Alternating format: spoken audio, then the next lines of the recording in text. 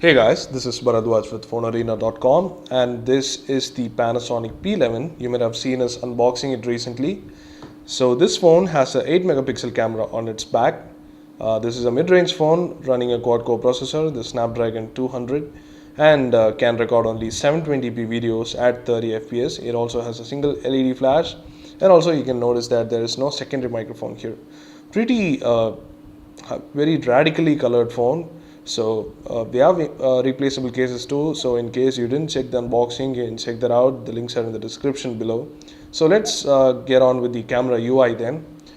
This runs on Android 4.1, not 4.2. So you don't have lock screen widgets. You can directly access the camera from the lock screen though, directly accessible by a shortcut, and you can see that there was a bit of a lag in opening the camera app. So this being not based on a MediaTek processor, the UI is slightly different from other devices, other mid-range devices. So quickly going through the UI, over at the top right you have the toggle for the front-facing camera. The front-facing camera is a 2 megapixel unit and can record 720p videos and is primarily used for video calling. And you have separate toggles for stills and video here.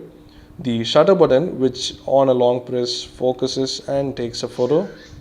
That's the shutter sound there. And at the lower right you have the gallery, which can also not be accessed like any other camera interface, so you just have to click here to go through the to the gallery. And over here at the left you have the quick access controls for the flash. This is the scene modes that you usually have. So just 4 modes here, nothing movable. So portrait, night, sport, and auto. You also have the camera modes. The camera modes is panorama, speedily, and normal. So these are the 3 different camera modes you get. And from the in-depth settings, you can see that there are not much settings to deal with here. For example, you can't change the resolution. You can, however, change the aspect ratio between 4:3 and 16:9. You also have other features such as white balance, exposure, color effects, and exposure, as we said earlier. And also you have anti-flicker, which is denoted as anti-banding here, 50 and 60 hertz. That's the frequency.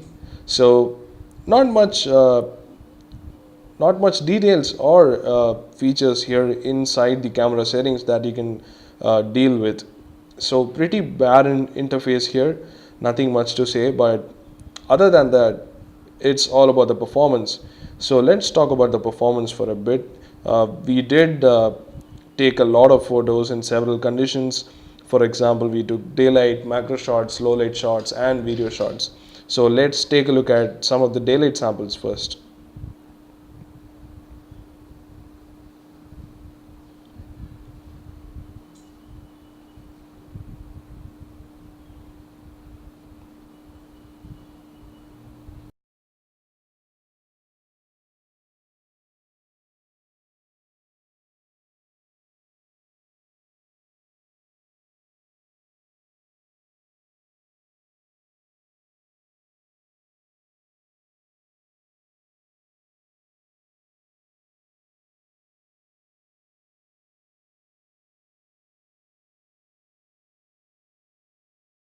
So what we noted from the daylight samples is that the details are very less. For example, you can see that our 100% crop here, zooming in, you can see how less of the details are captured, and it's extremely over processed. There is extreme edge sharpening happening and a lot of artifacts here.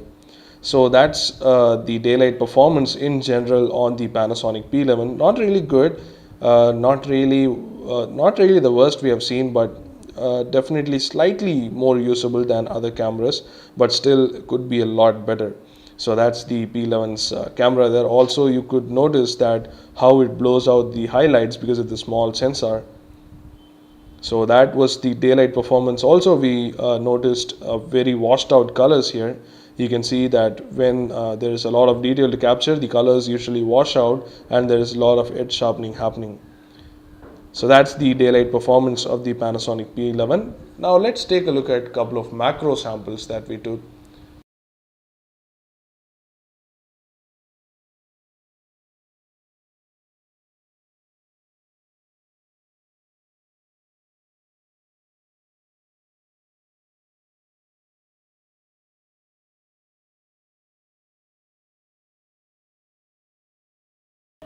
So unlike the daylight samples, the macro samples are highly detailed, as you can see from this photo here.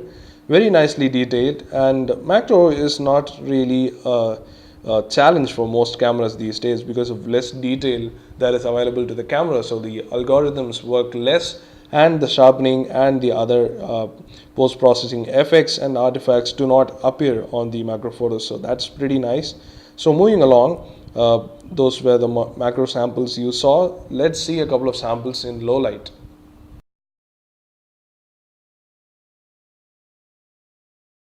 So right away we can say that the low light is pretty poor on this phone, because there was a little bit of light here which other phones could capture easily, but you can see that the phone captures very little details with lots of shadows and less highlights in a very noisy environment. This is taken with the auto mode, and you can notice even a pink spot in the middle. But taking with the night mode does not improve that much, but it has substantially less noise than the auto mode, but still not really usable. So in terms of low light, it's not really usable without the flash, but even with flash we think the phone could do better because it washes out the colors again.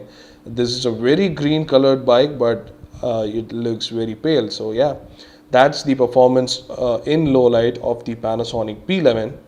Now let's move on to video. This phone can record only 720p video with mono audio at 30 fps. So let's see how it looks.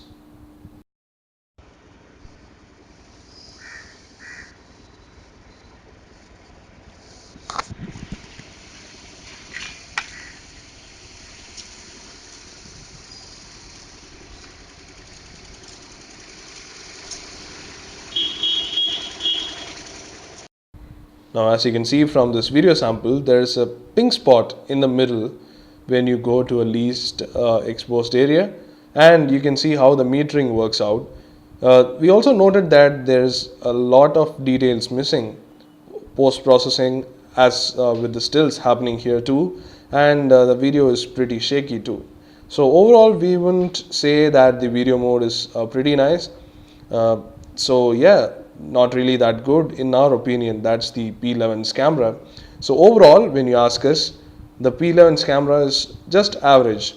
You can't expect really great photos from this camera, but it will take decent enough photos when compared to the other worst competitors. For example, it takes better pictures than the Zolo Q1000S and the Intex Aqua HD, if that's any compliment. The video mode too, as you saw, is just 720p.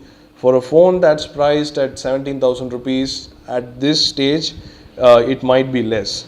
So yeah, that's the video recording capabilities of the Panasonic P11, hampered by the internal processor perhaps. So that's about it for the camera review. Do hit the like button if you like this video, and do subscribe to our channel for more videos like these. Thanks for watching, and let us know what you think in the comment section below.